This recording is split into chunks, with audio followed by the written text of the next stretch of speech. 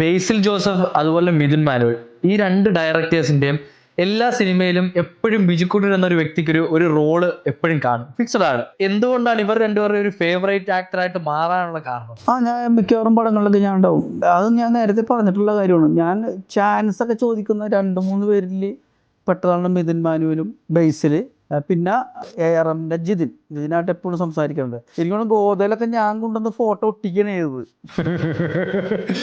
ഗോതയില് മറ്റേ ഒരു ഇതുണ്ടാവുമല്ല, മറ്റേ കാസ്റ്റിംഗ് ഒരു ബോർഡ് ഉണ്ടാവുമല്ലോ. ഞാൻ ചെന്നപ്പോ ബോർഡിങ് ഞാൻ ചോദിച്ചത് എന്താണ് ചേട്ടാ, ഇത് നമ്മുടെ ഗോതയിലെ അതാണ്. അത് മറ്റേ നായകൻ ആദ്യം ടൊവിനോ, അത് കഴിഞ്ഞ് നായിക, പിന്നെ ഇങ്ങനെ. അപ്പൊ ഞാൻ നോക്കിയപ്പോ എന്നെ നോക്കിയിട്ട് കാണാനില്ല.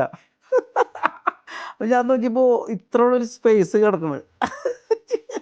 ഞാൻ എൻ്റെ പേഴ്സിൽ നിന്ന് ഒരു ഫോട്ടോ എടുത്ത് അവിടെ നിന്ന് കിച്ചണിൽ പോയി ഇത്തിരി മറ്റേ ചോറില്ല, അരി, അത് എടുത്തിട്ട് വശ വെച്ച് ഒട്ടിച്ചാരും കണ്ടില്ല, ഒട്ടിച്ചു വെച്ചാ. ഓഹോ, ഞാൻ എന്നോട് പറഞ്ഞില്ല. എന്ത് അല്ല ഞാനുള്ള കാര്യം അവർക്കുണ്ടാവും. ചേട്ടനും ആകെ കൺഫ്യൂഷനായി.